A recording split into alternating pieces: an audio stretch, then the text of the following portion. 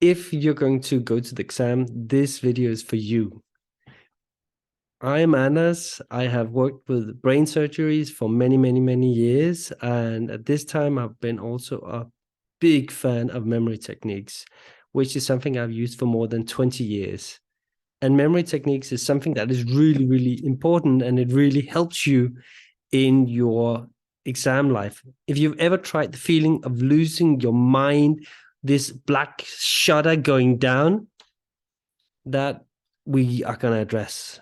Now, you might also say that you're going to the exam and you don't have time to learn something new. You already have to cram a lot of information in very fast. And that's where I'm going to help you. And I have a really, really good, some really good news for you. Because of AI, we are going to have some hacks that's going to make all the content you are going to work with so much faster. And we are going to break it down into something that is memorable, that allows you to go to the exam without any worries. And then, well, then it makes sense to start learning this at the same time, because it's going to support you and you don't have to read those hundreds and hundreds of pages. So hang on. The first thing we're going to talk about is, well, what you would call route plans. One way we can try and do it, this is, we can use one that is from Jim Quick, a memory coach that is absolutely phenomenal. It is called the Sun List. And I'm going to give you some things to remember. So have fun with me. This is, in general, if you want to learn, the best way to learn is to do it while you're having fun. So what we're going to do is you're going to try to remember as much as possible. I'm going to mention, I think 20 words, and you'll try to see how many you can remember. You'll then stop the video, see how many you remember, and then you continue again, okay? So the first thing we're going to remember is sun, then socks, traffic light, car, star. How's it going? Soda, rainbow, octopus, cat, toes, candlelight, flowers, witch, gold, money. Now that should be 15. 16. What could that be? Sweet 16? What? We had candles at 11 already, but you know what? We're going to take candles again. No, it's fine. We'll take candles for 16. 11, I did tell you that was candles. We're going to make that into skis instead. I'm sorry, I'm going to make it even more difficult for you, but it's actually also to try and help you go back through the things so you can see it in your mind, and it will hopefully make your memory stronger. So 16 candles, 17 magazine, 18 truck, 19 golf, and 20 fox. So just stop the video now and try to go through the different parts to see how much you can remember. And I already gave you some hints by talking about 11 and 16. I'll also go back to them saying 11, that was skis, 16, that was candle. So that's a little bit of a helping hand. You just take this as it is right now for your own memory to experience how your memory is working right now. And again, stick with me. I promise you it is going to be worth it. So, sun.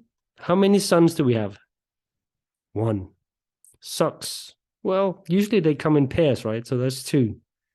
Traffic light. There are 3 colors. Now you already can see, right? It's not a complete random list, right? So 4, that's the car. 4 wheels, 4 doors. 5, star. A star with 5 points. 6, that's usually a difficult one because that's the soda. But you do get a 6-pack of soda. 7, that is rainbow, the 7 colors of the rainbow. 8 is the arms of an octopus. 9. How many lives does a cat have? 9. 10 toes. How many toes do we have? 10. 11. Now that was the one we went back to. That is skis. So imagine 2 skis sticking down into the snow, showing the sign of 11. 12. Well, you give a dozen of roses. That's 12 roses. 13. That's the unlucky number. So that's witch. 14. 14 karat gold. 15 might not work for you, but that was the money. If you imagine having $2 bills or whatever, one that says 100 and another one that says 50, or maybe you have 10 and 5, 50. However, you can see it in your mind, these 2 bills that's being wrapped out. 16, that was the candle for Sweet 16. 17, that was the magazine. There used to be a magazine called 17, I believe, right? It's a teenage one for mostly girls, I guess. So it took me a long time to even know that something like that existed, but it's a good one for remembering. 18, that was truck. How many wheels does a truck have? 18. 19, that was golf. But you might say, wait. Normally in golf, you have only 18 holes. But mostly when people are done, they go to what they call the 19th hole, and then they drink some beers or whatever. And then, of course, 20th Century Fox. So this is already a list of 20 points you have. Normally, I would also advise, if you are cramming for an exam, go walks. Make the same route every day. It's good for your health. It's good for your mind. It clears you. And then on the road, you notice the different houses and make them something that sticks. That really, really helps. It's the same method as this. So when you're going to start remembering something from now on, you know your sun list, or you have your route walking around. So since we went through the sun list, I'm going to use it for you for that. You would go to ChatGTP and write about the thing that you need to go to the exam in. So that would be geographics or something like that, and you need to remember the different countries, or you need to understand some bigger concept. You write ChatGTP about the thing that you're having an exam about, and then you write what is the most important to know about this field. So maybe it's the corals and coral reefs. Then you type, and I'm actually going to do this as we speak.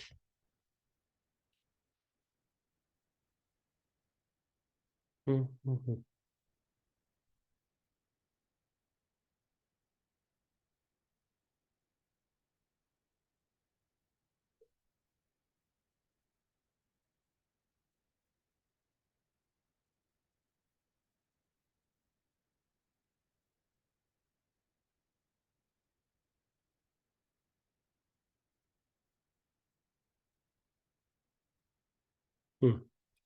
I'm getting through the entire process of re-identifying who I am and that I exist in it.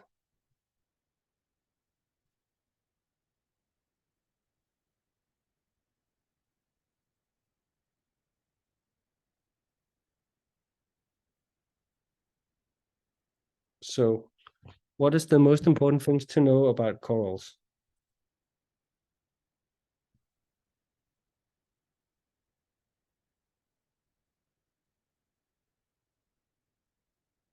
Corals, that's like in the sea.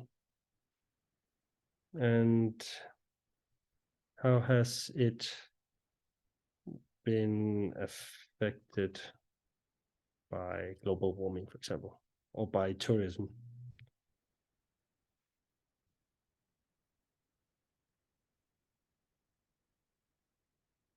And now I have a long list here. And then afterwards, I want to tell it to make it into image associations. So right now I'm getting 4 points, I'm getting different points, and these are going to help you. So then I write make into associations for a memory technique.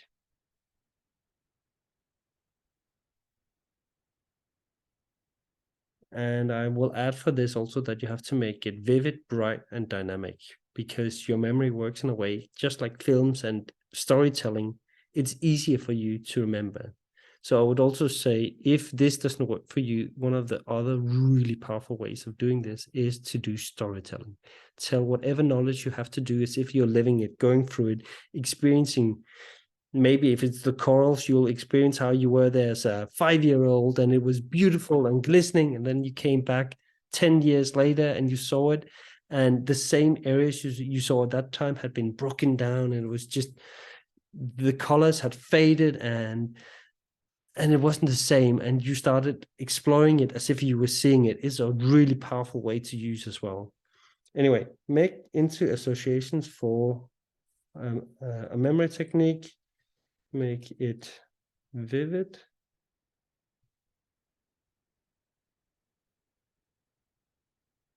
and colorful. So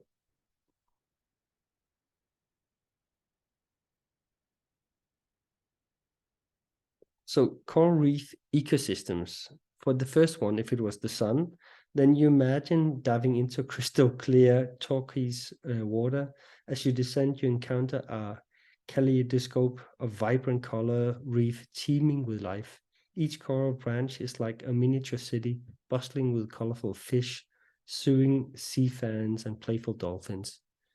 So this, you just connect with the very first point I got, and that would be coral reefs are incredible, biodiverse, and provide essential ecosystem services. They support millions of species, protect coastal lines and erosion, provide nurturing for fish, and contribute to local economies through activities like fishing and tourism. I mean, another way would be to imagine Nemo in the Nemo Disney movie, how he hides and comes in and out. It's a perfect one as well. You try to connect. For this sake, I would say Nemo works even better for me. So connect the sun with Nemo. Maybe you're seeing Nemo swimming around on the sun, and maybe you notice some of these colored, vivid reflections on the sun. Then you go to 2, and what was 2? That was the socks, and that's coral bleaching. So then I got for number 2, coral bleaching. Picture a hot summer day with a scorching sun shining down on a coral reef. The corals, normally radiant and vivid, start to lose their color and fade away like melting popsicles. It's a visual representation of the stress-inducing bleaching process, reminding you of the fragile balance of these magnificent organisms. So then you start imagining putting in these white-colored coral broken parts into the socks, and they're in there, and when you're shaking the socks, it's making a lot of sound, and remembering how this used to be vibrant and colorful, and now it's just this bleached white boring stuff. Then 3rd was positive impact on tourism, and the original point of this was tourism can have positive and negative impacts on coral reefs.